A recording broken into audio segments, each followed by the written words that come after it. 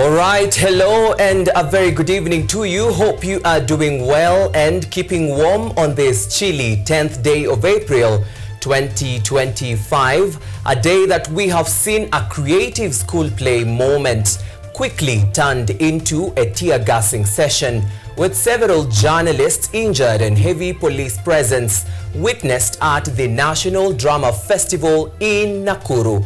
All because of a play whose content and title has since gone viral and appears to have rattled the executive. I'm talking about the Echoes of War play by Butere Girls High School. This and many other more stories coming up your way tonight. The highlights.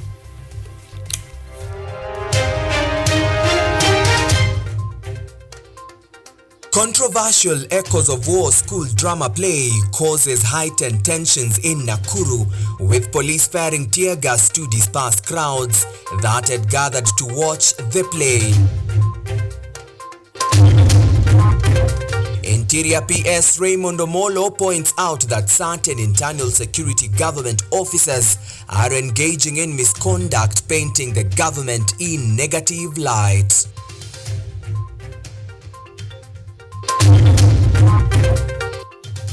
And Kenya receives first batch of 10,700 Mpox vaccine doses, with the Ministry of Health announcing immediate rollout to 13 vulnerable counties.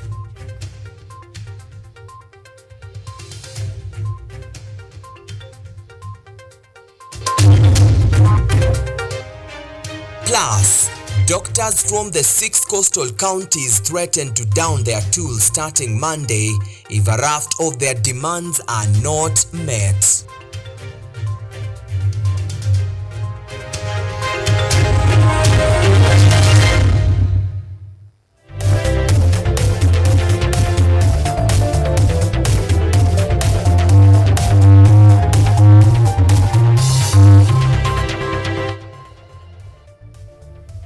This is Kutv Primetime News with Theo Macharia. Alright, and that being in order, remember this broadcast is also coming to you live across our social media platforms, YouTube at KUTV News Kenya, or even across X at KUTV_Kenya. Remember the hashtag to use tonight is hashtag KUTV News. And I'm not alone, I'm in the company of Sami Okelo on the sign language interpretation desk. And together let's bring you a pace and candid with the latest shaping your world of news. And we begin with the unfolding drama at this year's 63rd National Drama Festivals, which saw Butere Girls students decline to perform their highly contested Echoes of War play. Citing compromise and other factors, the Kenya Human Rights Commission is now calling for accountability over what it terms an assault on the students' freedoms of thought, expression and opinion. This follows a dramatic arrest of former UDA Secretary General Cleopas Malala last night, who was later released today. Here is KUTV's Yvonne Kemuma with that full report. Debates continue across the country following today's unfolding drama at the Kenya National Drama Festivals held in Nakuru County, where Butere Girls High School declined to perform their much anticipated and contested play Echoes of War. This development follows last night's arrest of the play's director Cleophas Malala in a fracas with police outside Kiboron Girls High School, where he had gone to oversee final rehearsals. Upon his release, Malala claimed that it is the president who feels threatened by the play's message, although he says no clear charge was communicated during his arrest. Meanwhile, the Kenya Human Rights Commission is demanding full accountability from top state and education officials, describing the interference with the play as a direct assault on the students' constitutional rights to freedom of thought, expression and opinion. The Commission argues that the government is sending a dangerous message to the youth, one that pushes creativity and discourages confronting injustice. Among its demands, KHRC wants the Cabinet and Principal Secretaries for Interior and Education dockets, the Inspector General of Police and all officials involved in disturbing the performance to resign and face prosecution for abuse of office and contempt of court. Yvonne Kemuma, KUTV.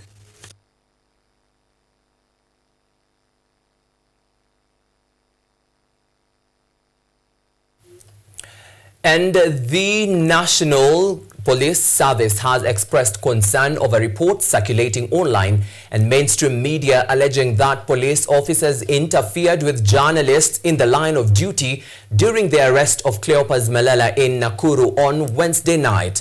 In a statement shared on their official X account, the National Police Service termed the alleged assault on journalists as criminal and unprofessional and vowed to take decisive disciplinary action against any officer found to have engaged in any misconduct. Similarly, in the same breath, the Media Council of Kenya, while condemning the alarming trends of attacks on journalists, particularly by police, called on all journalists to prioritize their safety on such occurrences and always coordinate with local authorities and law enforcement bodies in advance to establish a robust safety protocols.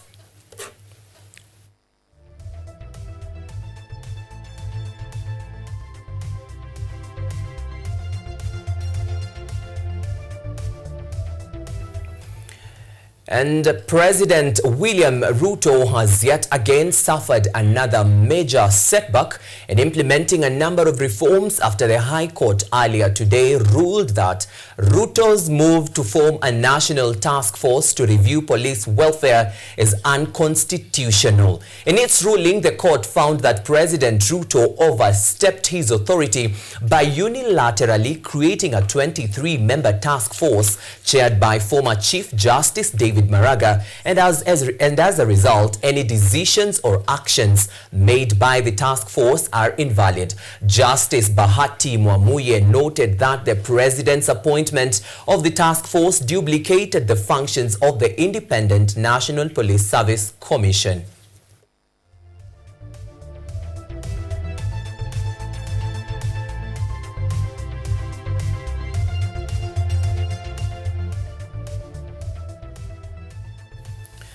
And in efforts to curb the spread of mpox in Kenya, the Ministry of Health has announced the imminent rollout of vaccination across 13 counties, targeting the most vulnerable populations. This comes after the country received its first batch of 10,700 doses through a joint effort with several development partners. Brenda Nyongesa now details. The Ministry of Health has announced that the country will begin the distribution of mpox vaccines in the coming days. This follows the arrival of the first batch of 10,700 doses secured through the collective efforts of the Kenyan government and the development partners. Speaking at the Jomo Kenyatta International Airport earlier this morning, Public Health and Professional Standards Principal Secretary Mary Mudhoni emphasized that the vaccines are a critical tool in reducing the transmission of the virus. The decision to introduce the mpox vaccine was informed by the worrying rise of mpox cases over the last few months. As of today, the number of cases has doubled from 32 reported in December 2024 to 68 confirmed cases across the country. And these cases have been reported in 13 counties. Development partners, including the America Center of Disease Control and Prevention and AMREF, are actively working to ensure that those most at risk, including people living with HIV, are vaccinated first. Careful planning at this point is paramount to make sure that the vaccines get to the people who are most at risk and who need it most, including those people who are living with HIV. These 10,700 doses are finally reaching Kenya. It's a first delivery, but it's a first moment that adds one more weapon to our collective fight against this disease. Mpox is zoonotic, and this is a reminder that human health is tied to animals and the environment. A request and an urge to all of us to adopt the One Health approach. Lucy Mazawa, Director of Eastern Africa CDC, also reaffirmed the agency's commitment to supporting Kenya's effort to reduce mpox transmission and ultimately eliminate the disease from the country. With this allocation, Kenya joins other countries such as Democratic Republic of Congo and Rwanda that have already started mpox vaccinations. Strong vaccination and successfully doing it requires strong community awareness, adequate resources, and a coordinated response from all the stakeholders. Vaccination is one of the most important tools in disease prevention and control. but it must be part of a broader strategy. With continued planning and collaboration, there is hope that the mpox crisis in Kenya can be mitigated, keeping the virus at bay and protecting the public. Brenda Nyongesa, KUTV. All right, many thanks, Brenda Nyongesa, for that comprehensive report. Let's keep it rolling, where doctors from the 6 coastal counties have threatened to down their tools on Monday next week if their demands are not met. Speaking in Kilifi Town, the secretary of the Kenya Medical Practitioners and Dentist Union, KMPDU Coast Branch, Galib Salim Ali, said that doctors in the area were suffering from work-related problems due to late payment of salaries and excess workload. The doctors want their salaries paid on or before Monday in full. Doctors from the 6 coastal counties have threatened to stage a salary parade to push counties to pay their salaries on time. According to KMPDU Coast Branch Secretary Galib Salim, only Kilifi and Mombasa counties had shown interest to cater for the welfare of their doctors, while Kwale, Tana River and Lamu counties were the worst employers, with doctors stagnating in a single job group for years without promotion as well as poor working conditions. Kama hawatopewa mshahara wao, sisi tutaanza go slow. Watu wataanza kufanya salary parade. Si kwani kutaka kwetu, ni kwamba ni kuisihi ile county ifanye marekebisho na watu wapewe mshahara wao kwa wakati. Hilo ni mwanzo. La pili, tunawasihi wale wakubwa wa idara wa Kwale wote kwamba promotion si kitu ambacho kwamba utamnyima daktari. According to the statistics from the Kenya Medical Practitioners and Dentist Union, Mombasa leads among the 6 coastal counties with 300 doctors, followed by Kilifi, which has 141 doctors, Kwale has 140, Taita Taveta with 87, Lamu has 35, and Tana River has 25 doctors. Tunazidisha 16,000 mzima juu. Je, hawa 16,000 unaonekana na nani wagonjwa? Daktari ndo pale utamwona daktari amepatikana na shida ya work burnout, kuchoka, ina lead to mental health. Wengine mtasikia madaktari wanajua suicidal. So hizi ni vitu ambazo kwamba ukimpatia mtu kazi nyingi na umnyime pia paka mshahara na kumpatia promotion, mwisho atafanya mtu atajiua. The union insists the ratio is too low against the recommended standard by the World Health Organization, exposing doctors to harsh working conditions and mental health related issues. Madaktari wakulu wamepata tabu na anaendelea kupata tabu kwa miaka. Sasa hivi daktari ambao kwamba amefanya uspecialist na akaendelea akazidisha ule uspecialist analipwa na daktari ambao kwamba huanza kuajiriwa sasa hivi wako sawa, lakini ni only Kwale wako na hiyo shida, na hizo shida tunaomba zitatuliwe kwa haraka ipasavyo. The 6 counties have until Monday to meet the demands, or doctors make their threat a reality comes Monday next week. Ahuma Evans for KUTV, Nairobi. And the members of the National Council of Churches of Kenya from the Central Region have called on the government to by 2 weeks, giving them up to May 11, 2025. This report came at a time when media reports indicated that the panel and procedurally amended the list of shortlisted candidates and added 6 names. This is a serious blow, as it threatens to reduce the credibility of the process. We call upon the selection committee, the selection panel, to speed up the process and to ensure they act in a manner that inspires confidence. We call upon the Ministry of Health to recognize that the prevalence rate, 25% of non-communicable diseases, warrant emergency focus. The strain non-communicable diseases are exerting on household and national health care is immense and needs to be addressed. 2, disseminate and implement a nutrient profile model. We actually commend the Ministry of Health for completing a development and adoption of an evidence-based nutrient profile model. Led by their Central Region Vice Chair, Reverend Stephen Jogu, the church leader also urged the government to establish a robust policy framework aimed to safeguard the health of all Kenyans. Make Taiva Care work or revert to NHIF. The Constitution of Kenya in Article 43(1)(a) provides that every person has the right to the highest attainable standard of health, which includes the right to health care services, including reproductive health care.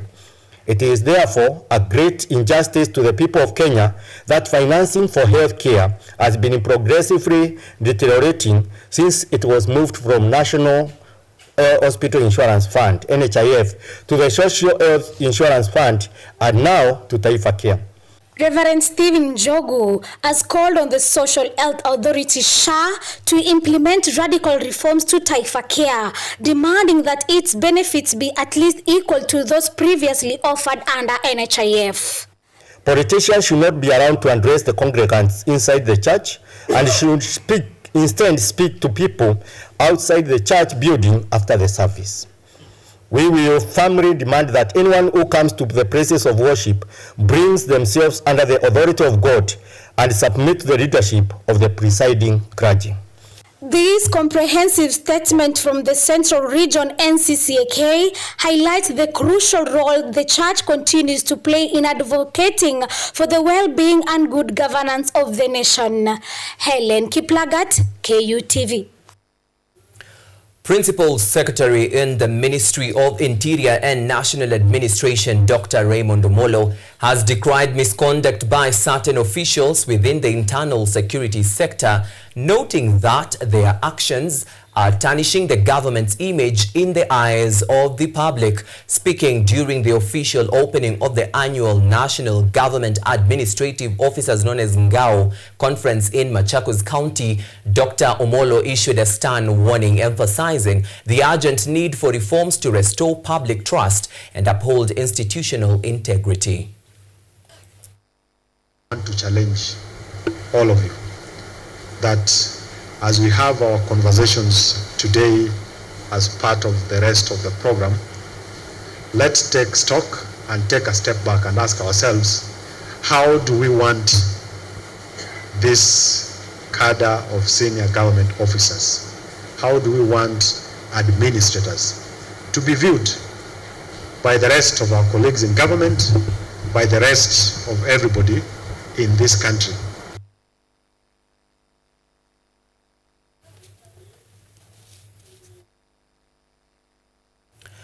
All right, and 21 minutes past the top of the hour, it's time for us to take our short commercial break right here on KUTV News at 9. See you on the other side with more top stories coming your way. Don't go too far. Keep the interactions coming on our social media platforms.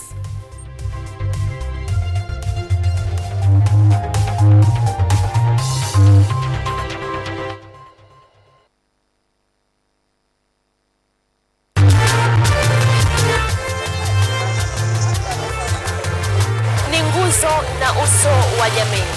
Kupanda shuka akawa tuzo, ukakamavu wake ukatii na kumfanya mwenye bidii. Kwa machozi na makeke akabaini jinsi ya kuweni. Huyu ni mwanamke ngangari kwa jinsi alivyo ng'ari. Mimi ni mwanamke mwake. Usikose kutazama kipindi cha mwanamke mwake nami Caroline Kimwele.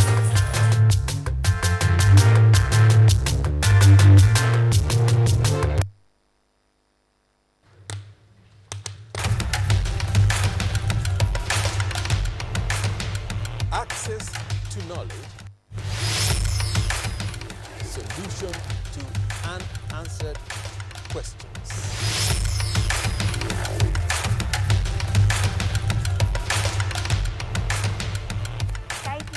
Pursuing your rights and repossessing your property, intellectual or material. This and more only on Law Matters.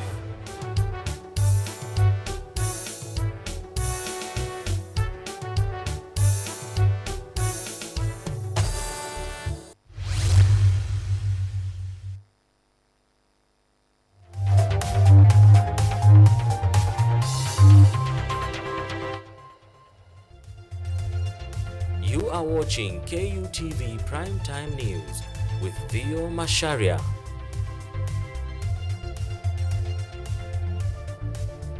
Welcome back, and now let's proceed where the third cohort of participants in Kenyatta University Television's, that is KUTV's, intensive practical training in media completed their 1-month intensive training today. Led by the station's director, Mr. Mashua Koinange, the graduates, trainers and KUTV leadership commended the program for effectively bridging the gap between academic theory and practical experience. My colleague Anyango Sylvia was in attendance and filed this report. The third cohort of Kenyatta University Television's practical training in media program students from across universities across the country graduated today, marking the culmination of their 1-month journey in acquiring hands-on media skills. The KUTV practical training in media program offers an intensive in-person experience for trainees in areas such as audio-video editing, TV studio technical operation, journalism and news anchoring. The 1-month program caters for individuals within the media industry and those from other professions seeking practical skills.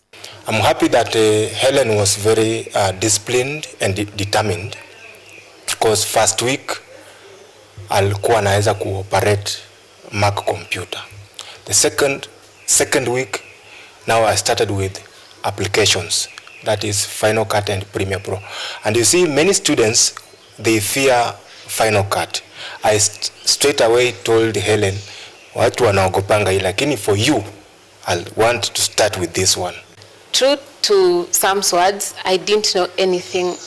I have done media and communication, but I have never been, before I came to KUTV, I have never been to a studio, never been to an editing room, never been exposed to anything about media. But after I learned about your training, I'm coming out of here a better person. I know about editing. I can say I am a good video editor, a very good video editor. So I'm happy that Victoria is leaving KUTV with 4 key skills in technical operations. That is camera, audio, technical, when it comes to operations in the gallery, lighting. Actually, there is a student I can say who has exceeded our expectation, is she has really pushed us to teach her. I remember I was forced not to hire a camera person during graduation because she was there. The skills that I got from this place, I'm still using them today. And I might actually take you up on that offer of coming back, because I've seen the benefits. I do production for my church, and for a while I had a lot of help. Like audio ifanyi nakimbia from my director. I don't know what to do here, but now I do it alone. I connect everything, social media, I do projections, I do online, I do everything, and everything is working well from the skills I got from KUTV, and I'm very grateful for that. For over a decade, KUTV has provided internship opportunities for media students from universities across the country. The institution is now scaling up its practical training to meet the growing demand for hands-on skills in the media industry. Irrespective of what you have graduated in, where you are working now, the experience and the skills that we impart with you, you'll be able to use them where you are, and they will take you places. I can't think of a better place to work for than in the media, because the media sphere is going to grow in this country. It is only getting started. Social media has only taken us to another level. But I can guarantee you in 10 years' time, the media will be the biggest employer, one of the biggest employers in this country and any other country in the world. Because people want to be informed. They want to be educated. That is what our role is. The whole idea is already tested and proven, and people are coming in here. Either you have a background in it or you don't.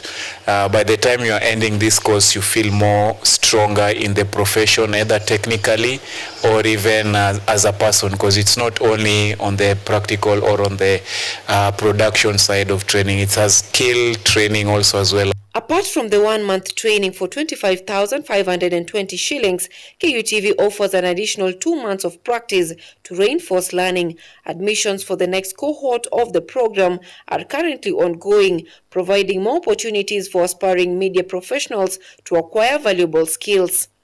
Anyango Sylvia, KUTV.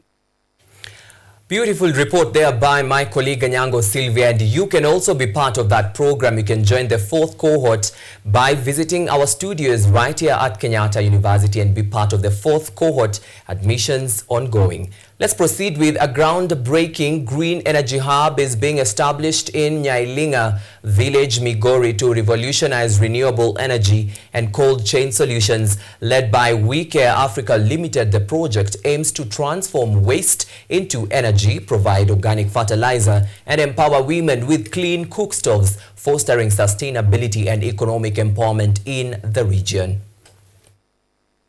Use that biogas for cooling, in a sense of using putting it into a generator, then putting it into absorption chillers, then into the cold room. The project is good because we are trying to clean environment.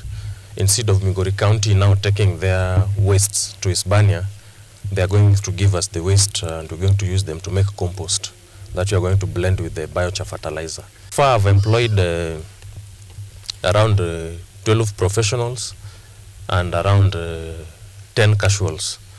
So our aim is to employ, after the hub starts operations, our aim is to employ 100 to 150 casuals. So the people of this region, Nyailinga, Suna West, there is a job opportunity for you. Planning to get this, to make sure that we deliver products that are giving alternative to cooking, to the current means of cooking, that's firewood and charcoal. The products that we are producing here are very clean, and they will help a lot on the community on cooking purposes. And also keeping in mind that this is also a green project, it will also be a carbon project, whereby we are doing what we call carbon sequestration from the atmosphere through the organic waste. And the Kenya Revenue Authority, KRA, has launched the electronic rental income tax system known as ERITS to enhance voluntary compliance among landlords and property owners in the real estate sector. Built on KRA's enterprise integration platform Gava Connect, the system aims to streamline compliance and simplify tax processes for property owners. During the launch, Dr. Chris Kipto, that is a principal secretary to the National Treasury, commended the new system, calling it a significant milestone in the government's commitment to a fair and efficient tax system. He emphasized that ERITS will not only increase revenue collection, but also foster a more predictable and equitable tax environment. We will be able to develop a progressive tax system that enhances revenue mobilization, promotes investment, and fosters a flexible fiscal space. On the other hand, the medium-term revenue strategy provides a framework for guiding tax administration to improve efficiency in the administration of tax laws, close loopholes for tax evasion, and enhance voluntary tax compliance. I'm therefore proud that today we unveil the electronic rental tax information system, dubbed ERIT, in line with the above two policy documents. This launch marks a significant milestone in our commitment to ensuring a fair and efficient tax system that will contribute to the development of our great nation. The ERIT will enable the registration of landlords and rental properties in a streamlined and comprehensive manner. We continue to experience sporadic year-on-year growth in terms of revenue collection. In the last financial year, 2023-2024, the monthly rental income registered a collection of 14.4 billion, translating to a 5.2% year-on-year growth compared to a collection of 13.6 billion and 12.3 billion in the previous financial years, 2022-2023 and 2021-2022, respectively. And now let's cross borders to South Africa, where South Africa food activists are calling for a return to traditional foods like sorghum as a means of enhancing people's diets amidst a decrease in the production of the nation's staple crop, maize. Here is that report from VOA. Sorghum has long been a dietary staple across Africa. The grain is native to the continent.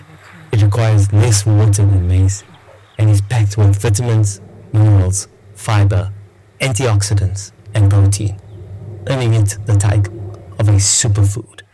Still, South African farmers produce about 80% less sorghum than they did 30 years ago, official data shows. When you look into the pros and cons on sorghum, we should be growing sorghum because the small-scale farmers, if you think about how many smallholder farmers we have in this country, if they were to all to grow, or majority of them were to grow, we would have enough sorghum in this country. Food activist and chef Macharia is calling for a return to traditional diets, including sorghum. We have a connection with sorghum that is spiritual. So if we had to go back to all eating sorghum, no one's going to eat the maize.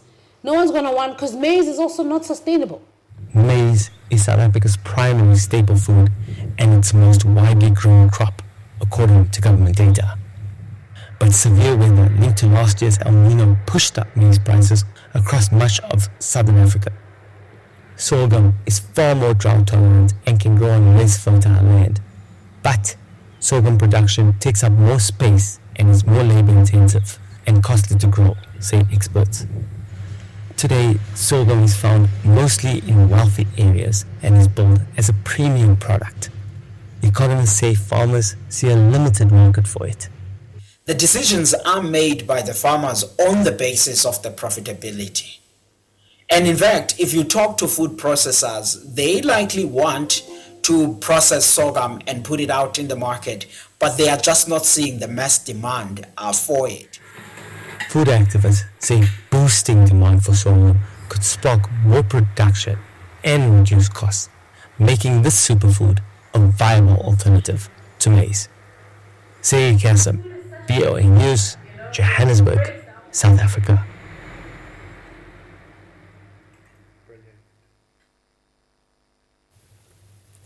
All right, time for us now to take our second short commercial break right here at Kutv News at 9. Coming up on the other side are sports stories. Once again, keep the interaction coming on our social media platforms. Don't go too far.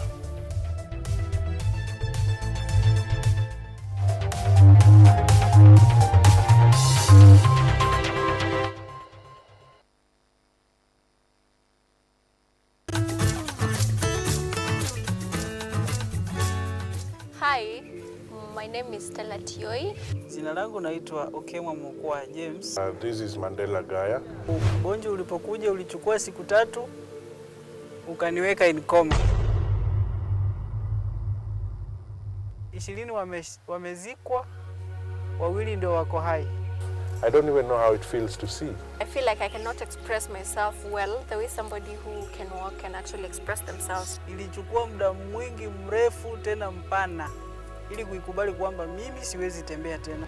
I've come to actually accept myself. Ukijaribu kumsimamisha mtu umwambie tafadhali nionyeshe njia, they find it quite strange talking to you. You should just make schools integrated, inclusive setups, by providing the right facilities.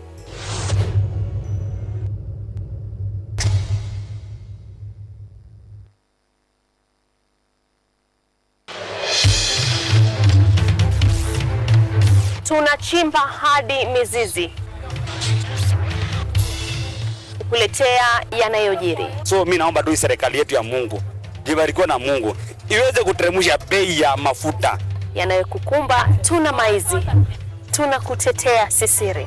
Kwa kweli ni speciali tukikupambia makala ya mwanamke mwake. Hutasema hupendi, mizizi ya habari. Nami Caroline.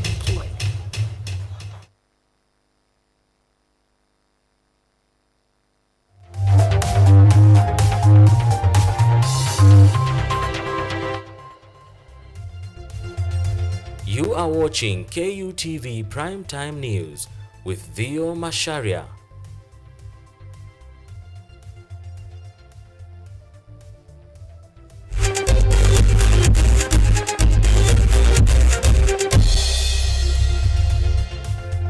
All right, time now for some sporting banter right here at KUTV News on this day, the 10th of April 2025.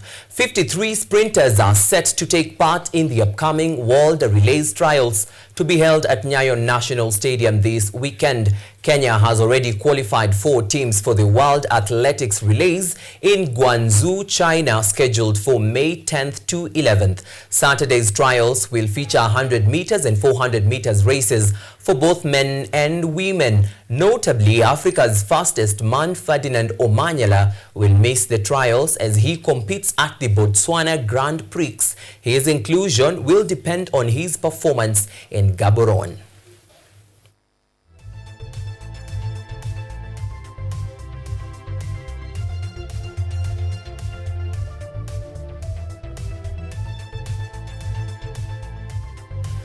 And PSG beat Aston Villa 3-1 in the first leg of the UEFA Champions League quarter-finals at Parc des Princes. PSG forward Desire Diou opened the score sheet in the 35th minute, followed by a second goal from Vicha Kvaratskhelia. 10 minutes later, Nuno Mendes sealed the victory with a third goal in the 92nd minute, while Morgan Rogers scored a consolation goal for Aston Villa. In another match staged last night, Barcelona thrashed Dortmund 4-0 at the Estadio Olympic Luz Companies ahead of their return leg set for next week.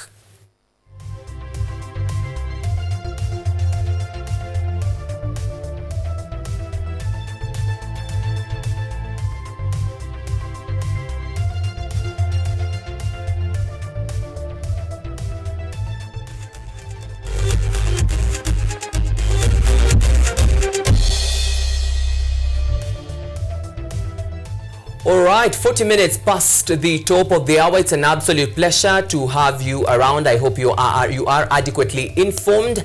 Many thanks for the men and women behind the scenes who've made this broadcast a success, led by my producer Yvonne Kemuma and my director Melton Conchella, and a big team on the graphics and the sounds desk.